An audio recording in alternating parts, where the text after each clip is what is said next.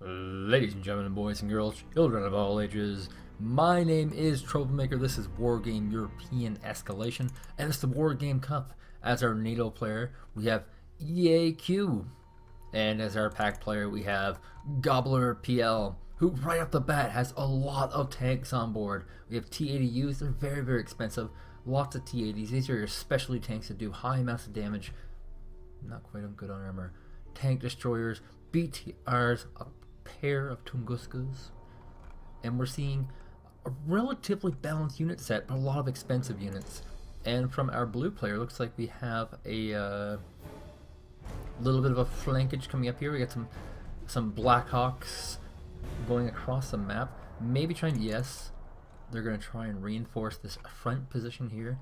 We have a VAB coming along the side here, and then the rest of the crew, I mean, literally rest. There's no FOB at the main base. Sliding forth. Just scattering recon units along the map, playing very, very smart. Our red player over Gobbler has all of his units in a line heading north versus this group. And all we can do is just sit and wait and see what happens. Both of these are fairly unknown players, so this should be interesting. Delta Squad has been captured and stuck out in the middle. This position here is ruined as the infantry vehicles here swarm the Delta Force. But we have a little bit of barrage here from some M106AI mortar teams. Definitely a big cluster unit here. Really, really good pick by Eaque. Taking positions in the city. The city, of course, is a central bit of contention for these two locations. Is a great strategic value. And looks like Gobbler is just going to go for it. He's pushing all of his units forward in formation. He has dropped off his Motor 3 cars. And he's moving forward, trying to knock out whatever he can. There is still motor fire on this location. There are not a lot of reinforcing units here, however, for Eaque, who's having some severe problems getting position. He is not even going to be able to secure Gulf. He has to, in fact, take India because he cannot take Gulf. He also doesn't have a second vehicle, so he can't reinforce for quite some time. A nice sized lead here for Gobbler as he takes position in the middle. Quite good. Looking at the surrounding area, looks like he's maintained Alpha and Bravo, though still a very noobish move. And oh my god, look at this, we have some Mott Schuchens taking out some Fusiliers. It's a close battle, but it looks like the Fusiliers will survive. And this is an interesting place. He has Hotel, which is a 2-pointer, and he has it on what I would say, if I was to say anything, is the wrong side of the map. Usually a person takes the one that's advantageous to them right here, because it's closest to here. But then he went all the way around. So we're dealing with two people who are very much amateurs in this game. However, Gobblerpl, who is the much, much lower ELO rated player, is actually doing quite well. Now we do have a cache of VABs loaded with infantry, no doubt Chasseurs Famas going in to try and snake this FOB, maybe even get this Afghansky support vehicle and this UAZ 469B, which of course is a very, very unarmored, very cheap command vehicle. This is actually pretty big trouble here for Gobbler as the VAB vehicles come in. They steal the Colos! Colos, of course, have guns on them. They're not just normal supply trucks. And he steals the FOB. These are both huge steals because those supply trucks are desperately needed by Gobblerpl. This is also a big play because now Gobblerpl has no place to reinforce from. And moving back from the center would be disastrous. He needs to bring a lot of forces. These are 8 infantry. Now keep in mind, however, he's not that active with this infantry. He has an opportunity to do a lot of damage, but he's waiting. We do see 4 BTR-60 PIs, and yes, they are in fact the Chasseurs Famas. The Chasseurs Famas are actually too far away, and they both have unloaded their infantry prematurely. And now the infantry are actually walking towards each other. It's like a Civil War style battle. We have a VAB coming up here as the UAZ just pulls back. The Afghansky is doing what he can. It's a flamethrower vehicle, apparently. That's why I've never heard of this. And the Chasseurs Famas might just survive this. Mostly because they have the supply advantage. The Chasseurs Famas have destroyed the Afghansky. The UAZ is completely evacuated, but it's also in the open, being chased down by VAB. We have an MI-7 trying to hopefully knock down some of these Chasseurs Famas, but it looks like it might be going down itself. Just too close to the Chasseurs Famas. The UAZ might get away. It's doing quite good. Hasn't really been hit. And the VAB has been cleared. In the middle of the Chasseurs Famas is still devastating. The Chasseurs Famas are winding up. They're finally within fire range. It looks like they're going to take it. These Motos Rigos. We have BTR-60 PA trying to clear some of these Chasseurs Famas from the wooded area. And where is he going with the UAZ? He has to put it to the edge of the map because he has nowhere to put it. This is a very dangerous play. The Kolos are rooted. It's not surprising. We have a lot of BTR Zalo tank prototypes coming back. And this was just a lot of units to deal with this. But this is what you have to do. If you're in this game and you're being cut off, you have to invest a lot to get a lot. The two Chasseurs Famas are rooted and on their way out. And in fact, Gobbler has saved the day. He has pretty much secured this location. Looking at the middle of the map, there's still not much going on. He has still maintained his position in the middle. There's a lot of these AMX 30 B2s here. Long range, fairly well armored, fairly fast vehicles. And Eaque, feeling a bit behind, is just stationing anti-tank weapons all over the place. Now we have another Gazelle 34 IF cannon. Head to try and deal a little more damage here. If he snipes this UAZ, which is in fact going back to its original position, he will gain a lead. If he does not, the cost can be pretty heavy. These are about 60 resources each, if I remember correctly. So that would give a fairly sizable lead to Gobbler, who's already doing well. We have BTRs getting caught in the woods by Chasseurs Famas. And it looks like they will go down. The Motostricle are moving in position to try and take care of it. These are the units that he should have brought in the first place. That was quite wasteful.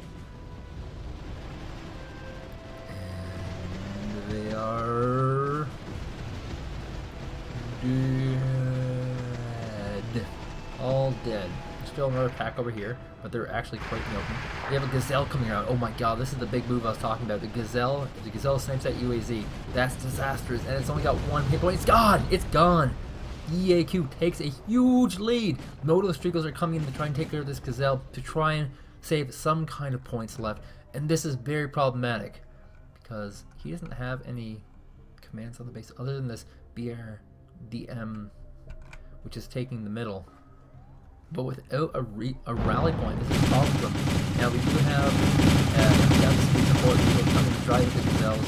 We're going to get a few points left. And if you're wondering how that got there, he actually queued that before lost UAZ. So the Afghansky will win. Oh, look at the detail of the graphics. You can actually see all of the individual guns that were firing there.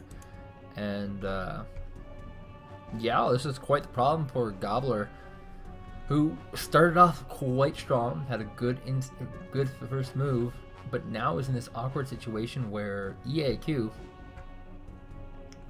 is going to have a lot more units very soon. Now keep in mind, this is not the location you want to take. Hotel here is not the choice. This one here is actually what you want to take, because that way you can fight into this way, you have a quicker rally point. I get a text message while I'm on the game. I might have to read it because I'm addicted to my phone. It's actually just Facebook messages. I'm not that popular.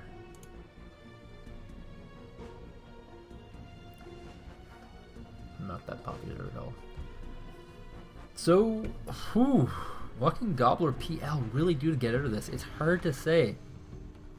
Most definitely problematic is the fact that it seems the enemy knows that there is in fact a command arm here. He's shelling this area with heavy amounts of mortar. Eaque has kind of come back from a very, very poor start and is kind of just showing that he belongs here. He belongs in this tournament. We have 4 VABs. No doubt loaded with the Chasseurs Famas again. Coming up the road, and oh my god, the command armor is moving back as the Chasseurs Famas are coming. They might, yes, they are in fact going to get picked off by these Zalos and some MI7s. and they are in the retreat. These Legion, apparently they were not Chasseurs from Auxiliary Legions, might survive, but it's pretty hard on them if they do. They're all quite low on HP. They could actually use the unit merge feature right now.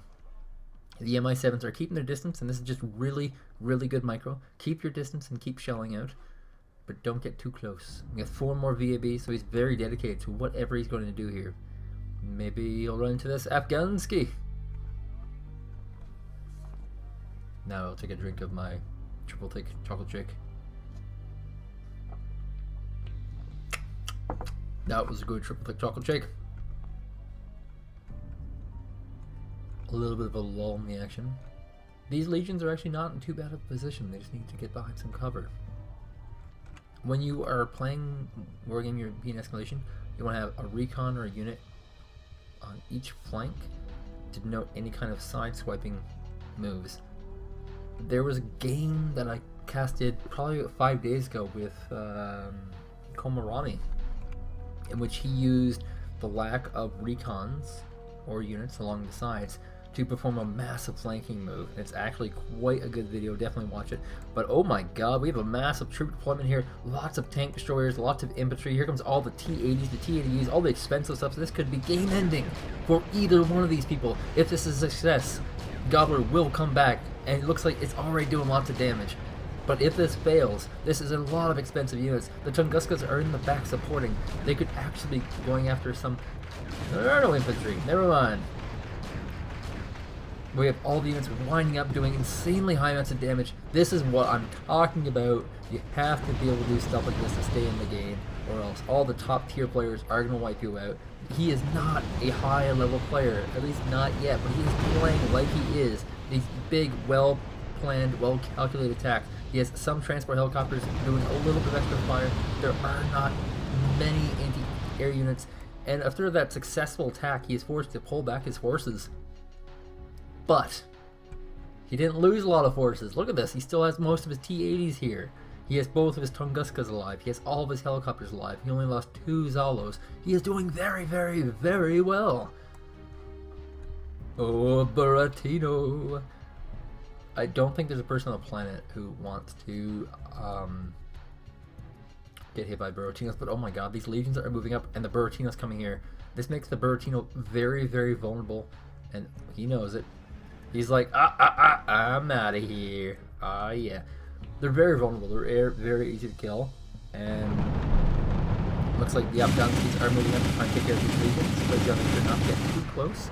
And we also have some MI-17s coming with some Gatling guns, and we have some Cobras here as well coming along to support. The Motor Strigos are winding up. Oh, these are the BTR 60 PAI.